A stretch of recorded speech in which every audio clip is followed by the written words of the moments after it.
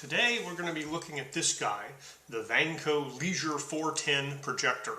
There's a couple of different versions of it. This particular one has a native 720p resolution that it projects at, but it can downsample 1080 and project at 720. There's a higher end version that projects natively at 1080p, and there's a lower end version that projects at 400, which is like 800 by 400 resolution. You probably don't want that except maybe for projecting scary Halloween things on a sheet on your window or something like that. But we're going to take a look at this guy and see how it works for the relatively low price.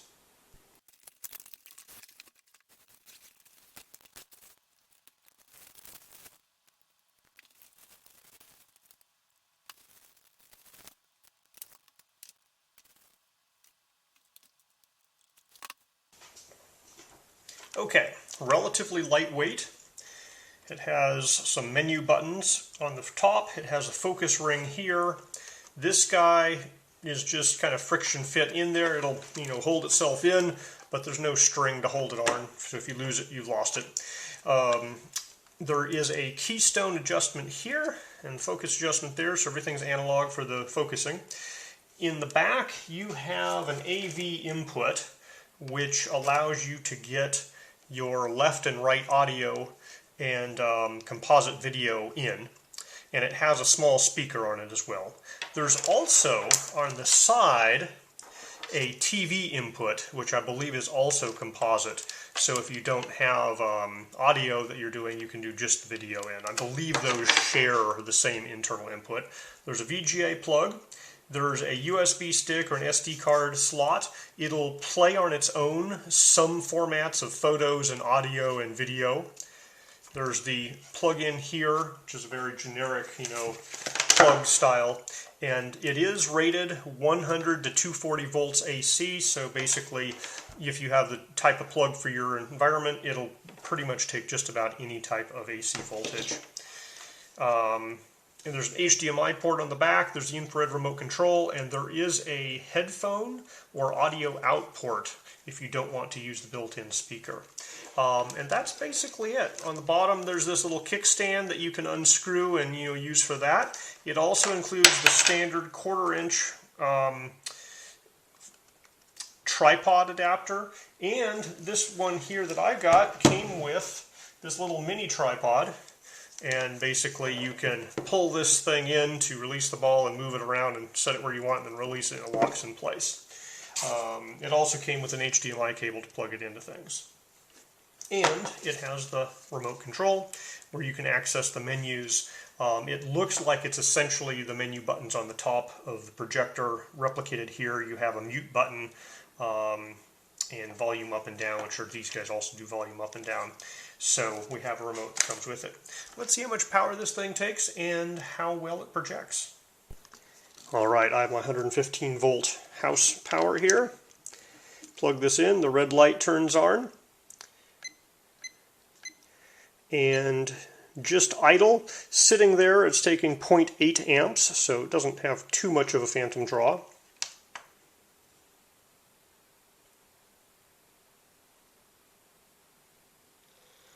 Alright, the fan's turning on. And we do have a projection on the wall. So I have the drapes drawn, but the house lights aren't. And it's out of focus right now, but I can focus, I can see and read the projection. So, this is something that could be used indoors, just with the lights off, even during the day, as long as you don't have a lot of sunlight coming in the window. So it's taking, looks like 45 watts. So it's an LED light, so the light should last a long time, and it doesn't draw that much power. So you buy a projector for less than $100. What are the possible downsides? Well, one is the remote doesn't include batteries, so you have to provide your own batteries. And it also has a really weird, instead of like pushing off the back, you put your finger in and pop this thing off the side. So, have to provide your own batteries. I can live with that. There's another issue I found. The 1/4 inch, 1/4 by 20 mounting hole is up in the front here, which is fine. It's a pretty lightweight projector, but the included adjustable tripod, if you put it up here, the projector falls over backwards, even though it's in, you know, the locked position here. You know, so you can push this to the right to adjust it, and then, you know, in the left it's supposed to lock, and it does lock pretty well, but the projector mounting is enough off balance that it's just barely up there, and if you know, off it goes. So if that hole had been in the center, it would work with cheap tripods. This would work with a regular tripod, no problem. But this little cheap tripod that was included with it just doesn't quite have enough friction to stay upright. And as soon as it falls too far over, it tilts and falls off. So you may have to provide your own tripod if the kickstand isn't going to work for you. So I'm going to have to test this thing, either find a no tripod or just use the kickstand. Now the kickstand is basically, you seemed like they could have done a 1/4 by 20, but apparently they wanted a smaller screw. Maybe it goes in farther, goes in a different place. You know, so with the kickstand, it's a little loosey-goosey, but you can adjust it in a small range of motion or on a hard surface. Okay, I'm in a room with a window facing to the south and the lights on, and this is projecting on a painted gray wall, so it's not the best projection screen, but it is visible and you can see the light. So, you know, this projector has enough power to be seen in the daytime. Now I'm going to go and focus it and adjust the keystone, and we'll see how good I can make that work, and then we'll look at the lighting.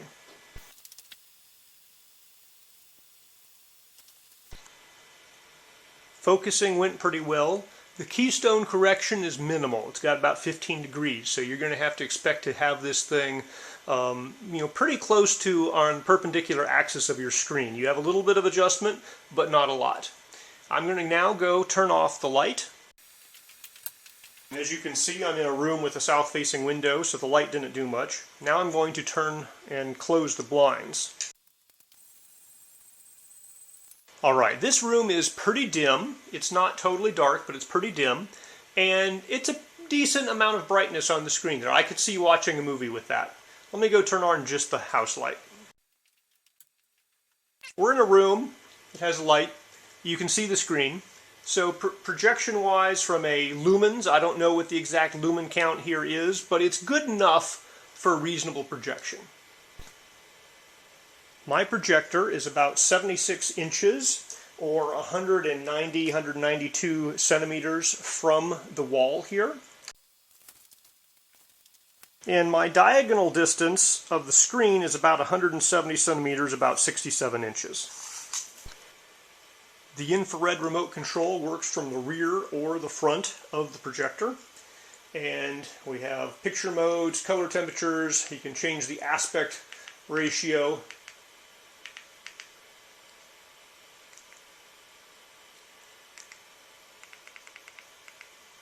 You have front projection, rear projection, upside down from the ceiling. So you can do it upside down, front or rear projection.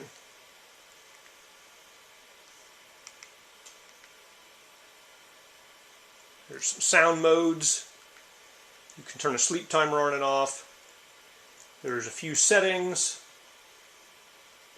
Potentially a software update via USB. I'll have to check and see if there's any available updates. So it's pretty generic. We just pick a source and off we go. This is an HDMI source from my computer. The manual explicitly says they don't recommend PowerPoints or computers. They recommend it for watching videos. That might be because it's difficult to get the entire screen in focus at once. So if I focus it for the URL at the top, the very bottom part looks just slightly out of focus. And I don't think this would be an issue for watching video, but I can see it being an issue for trying to do work on a computer. So here I'm playing a movie. It's 1080p, although it's being projected at 720. It looks pretty good. I mean, I'd be willing to watch a movie on this. There is the fan noise from the projector. I can hear it. I think if the volume of the movie was turned up loud, that wouldn't really be a big issue. But if it's a quiet moment, there is a slight fan noise that you can hear. But from a quality perspective, you know, I'm pretty happy with this projector, especially given the price point of, sub 100 price point.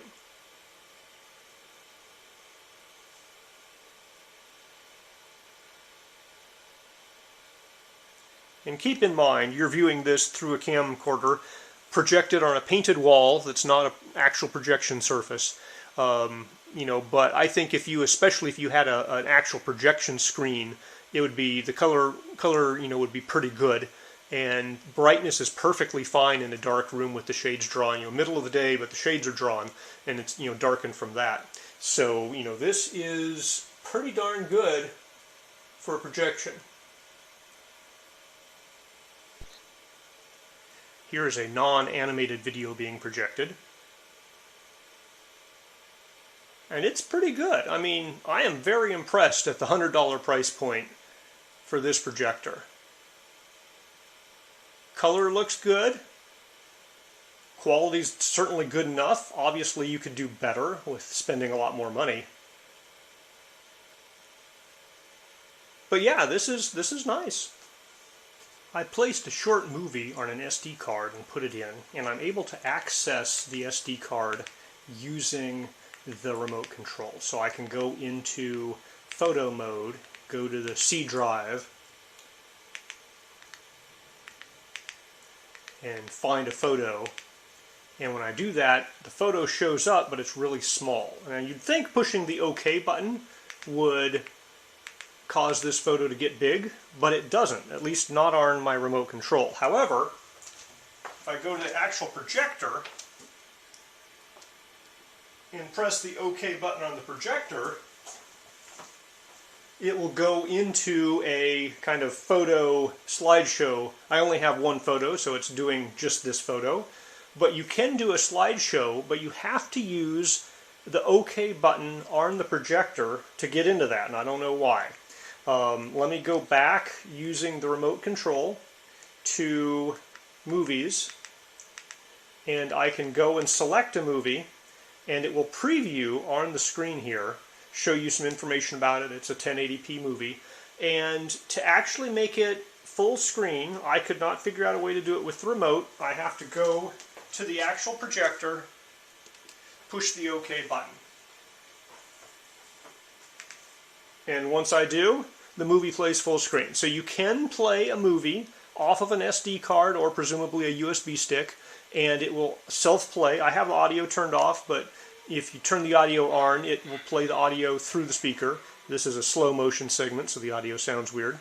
And you can use the remote to adjust the volume or go into various menus.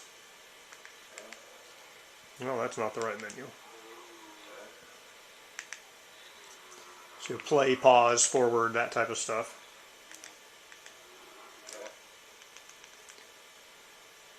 Back up.